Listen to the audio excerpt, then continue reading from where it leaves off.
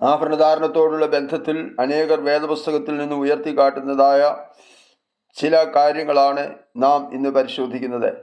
പഴയ നിയമത്തിൽ അബ്രഹാമിൻ്റെ ദാസൻ റിബേക്കയ്ക്ക് മുക്കുത്തിയും വളകളും വെള്ളിയാഭരണങ്ങളും പൊന്നാഭരണങ്ങളും വസ്ത്രങ്ങളും കൊടുത്തത് ഉൽപ്പത്തി പുസ്തകത്തിൽ 24-ാം അധ്യായത്തിൽ കാണുന്നതും, പുതിയ നിയമത്തിൽ മടങ്ങി വന്ന ഇളയ മകന് മേത്തരമായ അങ്കിയും കൈക്ക് മോതിരവും കാലിന് ചെരുപ്പ് പിടിപ്പിക്കുവാൻ അപ്പൻ തൻ്റെ ദാസന്മാരോട് പറയുകയും ചെയ്യുന്ന ഭാഗം ലൂക്കോസിൻ്റെ സുവിശേഷം 15-ാം അധ്യായത്തിലും, കൂടാതെ യാക്കോബിൻ്റെ ലേഖനത്തിൽ മോടിയുള്ള വസ്ത്രം ധരിച്ചും പൊന്മോതിരമിട്ടും വരുന്ന ധനവാനായ മനുഷ്യൻ്റെ കാര്യവും, വെളിപ്പാട് പുസ്തകം 21-ാം അധ്യായം 16 മുതൽ 21 വരെ കാണുന്ന വാക്യങ്ങളിൽ പറയുന്ന നഗരത്തെയും അതോടനുബന്ധിച്ച് പറയുന്ന കാര്യങ്ങളും തുടങ്ങിയ ഭാഗങ്ങളെ എടുത്ത് ആഭരണധാരണം ആകാം എന്ന് സമർത്ഥിച്ചു വരുന്നതായി നമുക്ക് അറിവുണ്ടല്ലോ.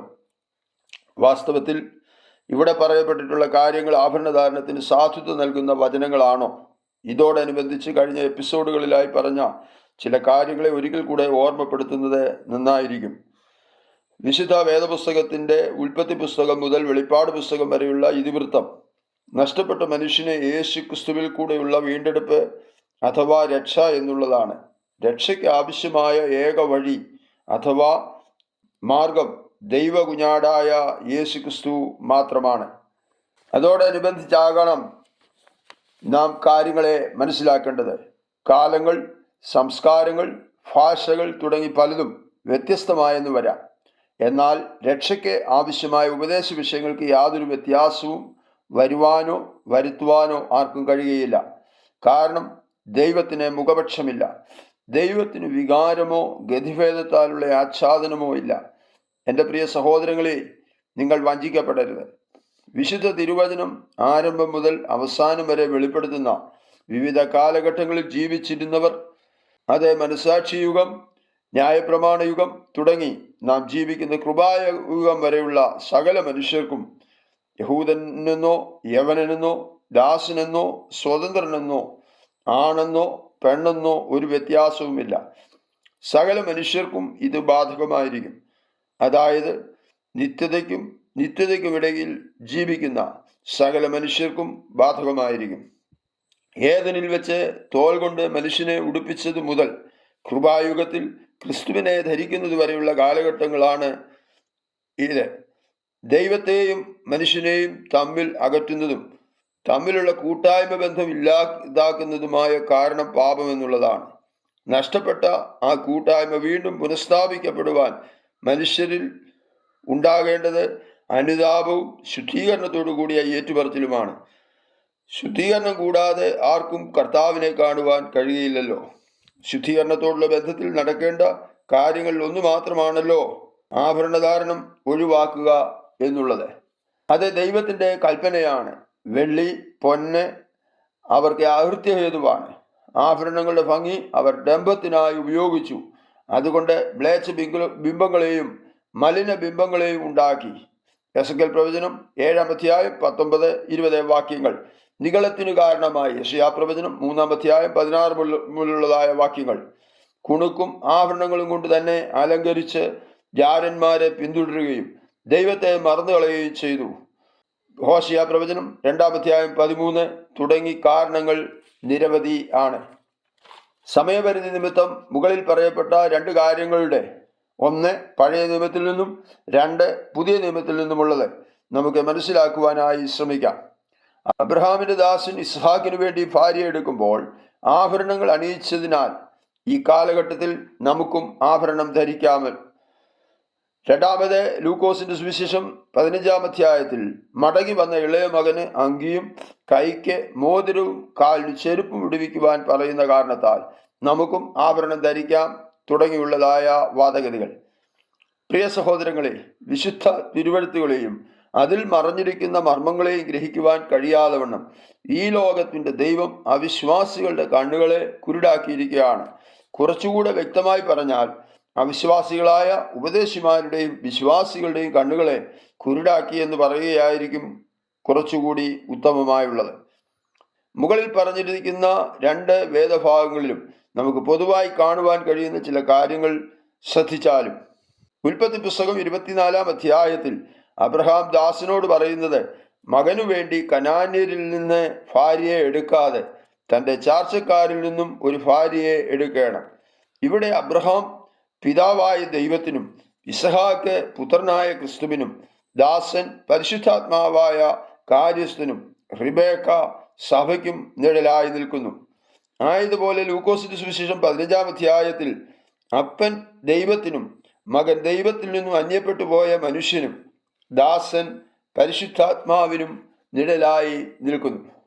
പഴയ നിയമത്തിൽ നാം കാണുന്നത് ക്രിസ്തുവിൻ്റെ മണവാട്ടിയായ സഭയിൽ അഥവാ രക്ഷിക്കപ്പെട്ട ദൈവ മക്കളിൽ ഓരോരുത്തരിലും പരിശുദ്ധാത്മാവിനാൽ വെളിപ്പെടുത്തേണ്ടതുമായ നീതിപ്രവർത്തികളും അധികാരങ്ങളും മറ്റുമാണെന്ന് നമുക്ക് ഇവിടെ വ്യക്തമായി മനസ്സിലാക്കാൻ കഴിയണം. ആയതുപോലെ ലൂക്കോസിന്റെ സുവിശേഷം 15-ാം അധ്യായം 22-23 അപ്പൻ ദാസന്മാരോട് പറയുന്ന മേത്തരമായ അങ്കി കൊണ്ട് ഇവനെ ധരിപ്പിപ്പി. ഇത് മനം തിരിഞ്ഞു വരുന്ന പാപിക്ക് ദൈവം നൽകുന്ന രക്ഷാവസ്ത്രത്തെ അഥവാ നീതീകരണ വസ്ത്രത്തെ കാണിക്കുന്നു. യെശയ്യാപ്രവചനം 61-ാം അധ്യായം 10-ാം വാക്യത്തിൽ മണവാളൻ തലപ്പാവ് അണിയുന്നത് പോലെയും മണവാട്ടി ആഭരണങ്ങളാൽ തന്നെത്താൻ അലങ്കരിക്കുന്നത് പോലെയും അവൻ എന്നെ രക്ഷാവസ്ത്രം ധരിപ്പിച്ച് നീതി എന്നെ അങ്കി ഇടിപ്പിച്ചിരിക്കുന്നു എന്ന് കാണുന്നു. കൈക്ക് മോതിരം എന്തിനെ കാണിക്കുന്നു? ഭവനത്തിലെ അവകാശിയും അധികാരിയും എന്ന് കാണിക്കുന്നതാണ് കൈക്ക് മോതിരമിടുന്നത്. ഉൽപ്പത്തി പുസ്തകം 41-ാം അധ്യായം 42-43 വാക്യങ്ങളും ഇതോട് ചേർത്ത് നമുക്ക് വായിച്ചാൽ മനസ്സിലാക്കാം. ഫറവോൻ തൻ്റെ കയ്യിൽ നിന്ന് മുദ്രാമോതിരം ഊരി യോസഫിന്റെ കൈക്കിട്ടു. അവനെ നേർമയുള്ള വസ്ത്രം ധരിപ്പിച്ചു. ഒരു സ്വർണ്ണ സരപ്പളിയും അവന്റെ കഴുത്തിലിട്ടു. ഇങ്ങനെ അവനെ മിസ്രൈം ദേശത്തിനൊക്കെയും മേലധികാരിയാക്കി എന്ന് കാണാൻ കഴിയുന്നല്ലോ. കാലിന് ചെരുപ്പ് അടിമയ്ക്കും തടവ് പുള്ളികൾക്കും ചെരുപ്പിടാൻ അവകാശമില്ല. യെശയ്യാപ്രവചനം 20-ാം അധ്യായം 4-ാമത്തെ വാക്യത്തിൽ അശൂർ രാജാവ് മിസ്രൈമിൽ നിന്നുള്ള ബദ്ധന്മാരെയും കൂശിൽ നിന്നുള്ള പ്രവാസികളെയും ആബാലവൃത്തം മിസ്രൈമിന്റെ ലജ്ജയ്ക്കായിട്ട് നഗ്നന്മാരും ചെരുപ്പിടാത്തവരും ആസനം മറയ്ക്കാത്തവരുമായി പിടിച്ചുകൊണ്ട് പോകുമെന്നുള്ളത് ഈ ഭാഗങ്ങളിൽ നമുക്ക് കാണുവാൻ കഴിയുന്നു. ഈ മകൻ മേലാൽ അടിമയല്ല, സ്വതന്ത്രനാണെന്ന് കാണിക്കുന്ന താണ് തൻ്റെ കാലിന് ചെരുപ്പിടുന്നതായ വസ്തുത. പുതിയ നിയമത്തിൽ നമുക്ക് കാണുവാൻ കഴിയുന്നു സമാധാന സുവിശേഷത്തിനായുള്ള ചെരുപ്പ് കാലിന് ചെരുപ്പാക്കിയുമെന്ന് കാണുവാൻ കഴിയുന്നുണ്ട്. അന്ധകാരത്തിൽ നിന്ന് തൻ്റെ അത്ഭുത പ്രകാശത്തിലേക്ക് വിളിച്ചവൻ്റെ സൽഗുണങ്ങളെ ഘോഷിപ്പാൻ തക്കവണ്ണം തിരഞ്ഞെടുക്കപ്പെട്ട ഏതൊരു വ്യക്തിക്കും ദൈവം നൽകുന്നതായ ചെരുപ്പിനെ ഇത് കാണിക്കുന്നു. തടിപ്പിച്ച കാളക്കുട്ടി ഇത് വിഭവസമൃദ്ധമായ വിരുന്നിനുള്ള വട്ടം കൂട്ടാണ്.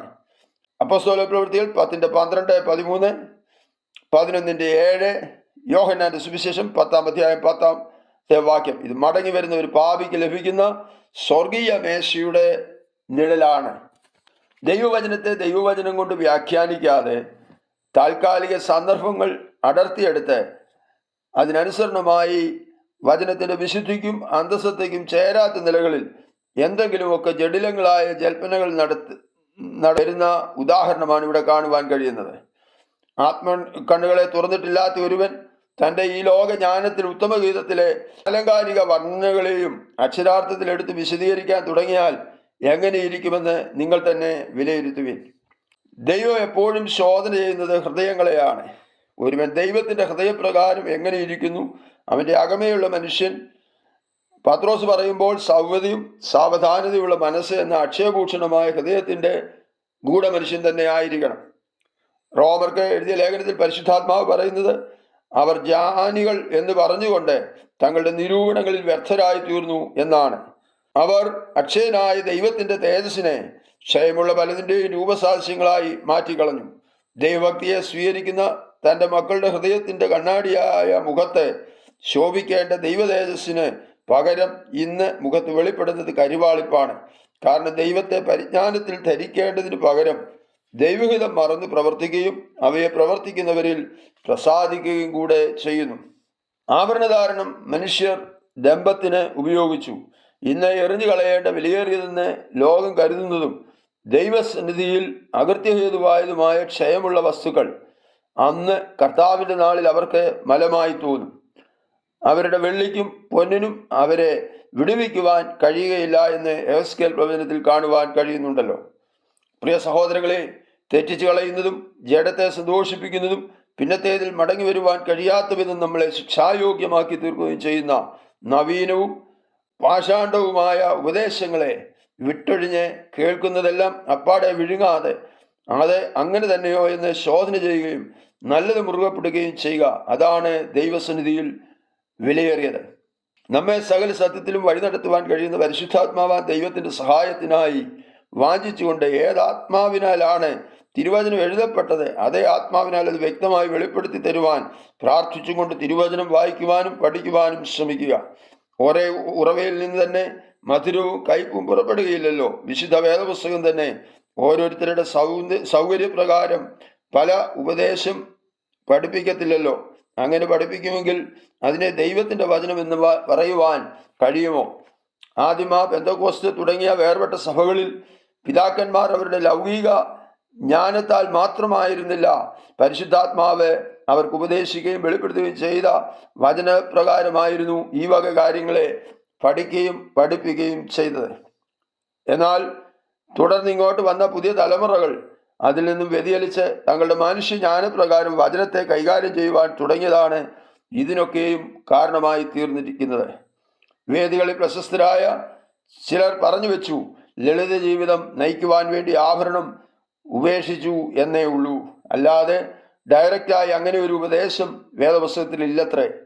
ഈ അടുത്ത സമയം വേർപെട്ട സമൂഹത്തിൽ പ്രശസ്തനും ഫിസിക്സിൽ ഡോക്ടറേറ്റ് ഉള്ളവനുമായ ഒരു വ്യക്തി പറയുന്നത് കേട്ടു, തൻ്റെ സമൂഹത്തിൽ ഉണ്ടായിരുന്ന പിതാക്കന്മാർ ആഭരണധാരണം ഉപേക്ഷിക്കണമെന്ന് പഠിപ്പിക്കുവാൻ പാടില്ലായിരുന്നു എന്ന്. ഒരു വ്യക്തി രക്ഷിക്കപ്പെട്ട ആരംഭ നാളുകളിലുള്ള ഉപദേശ വിശുദ്ധിയിൽ നിന്നും ജീവിത വിശുദ്ധിയിൽ നിന്നും ക്രമേണ അകന്നു പോവുകയാണ് ചെയ്യുന്നത്. എന്നാൽ അവർ വ്യർത്ഥമായി മനസ്സിലാക്കുന്നത് അത് ആത്മീയതയുടെ വർധനവോ വളർച്ചയോ ആണ് എന്നുള്ളതാണ്. തളർച്ചയാണിതെന്ന് ഒരിക്കലും മനസ്സിലാക്കുന്നില്ല. ശൗലിൽ നിന്നും അഭിഷേകം ചോർന്നു പോയിട്ടും കുറെ കാലം അവൻ അറിഞ്ഞതേയില്ലല്ലോ. താൻ ചെയ്യുന്നതെല്ലാം ശരിയാണെന്നല്ലേ അവന് തോന്നിയത്. നോഹയുടെ കാലം മുതൽ 10ാം തലമുറയായ തേരഹിന്റെ കാലം വന്നപ്പോഴേക്കും അവർ വിഗ്രഹാരാധികളായി മാറിയില്ലേ? ആദിമ നൂറ്റാണ്ടിലെ സഭയുടെ കാഴ്ചപ്പാടുകളിൽ നിന്ന് ഇന്നത്തെ സഭകൾ എത്രത്തോളം പിന്നിലേക്ക് പോയി. സഭയിലെ ലൗകികത, ഭൗമികത, ജാതീയത, രാഷ്ട്രീയത തുടങ്ങിയ കാര്യങ്ങളെല്ലാം സഭയുടെ നിലവാര തകർച്ചയല്ലേ കാണിക്കുന്നത്. ദൈവം ആഗ്രഹിക്കുന്നത് ദൈവത്തിൻ്റെ മനുഷ്യനിൽ ഉളവാകേണ്ട സ്ഥിരതയാണ്. ആദ്യേക്കാൾ ആരംഭം നന്നായിരിക്കണമെന്നുള്ളതാണ്. ഇവിടെ ചിലത് വേണ്ടെന്ന് വെക്കുന്നിടത്താണ് അവിടെ നമുക്ക് ചിലത് പ്രാപിക്കുവാൻ കഴിയുക. വിശ്വാസത്താൽ മോശ താൻ വളർന്നപ്പോൾ പാപത്തിന്റെ താൽക്കാല ഭോഗത്തെക്കാളും ക്രിസ്തുവിന്റെ നിന്ന വലിയ ധനം എന്നെണ്ണിയത് പോലെ ഈ ലോകത്തിൽ സൗന്ദര്യത്തെക്കാൾ ദൈവിക സൗന്ദര്യം വലിയതെന്ന് കാണുവാൻ കഴിഞ്ഞെങ്കിൽ ആദമിനും ഹവ്വയ്ക്കും തങ്ങൾ നഗ്നരെന്ന് തോന്നിയ ആ യാഥാർത്ഥ്യം പോലെ തന്നെ ഈ കാലഘട്ടത്തിൽ നമ്മുടെ തലമുറയിൽ അനേകർക്കും ദൈവം നൽകിയ സൗന്ദര്യം കുറവായി തോന്നുന്നതിൽ അത്ഭുതപ്പെടുന്നില്ല. അവർ ദൈവത്തിൽ നിന്നും വീണുപോയി. കാലം ഇവിടെ ഉപസംഹരിക്കട്ടെ. നിങ്ങളുടെ വിലയേറിയ അഭിപ്രായങ്ങളും നിർദ്ദേശങ്ങളും അറിയിക്കുമല്ലോ. God bless you. മാറാനാഥ.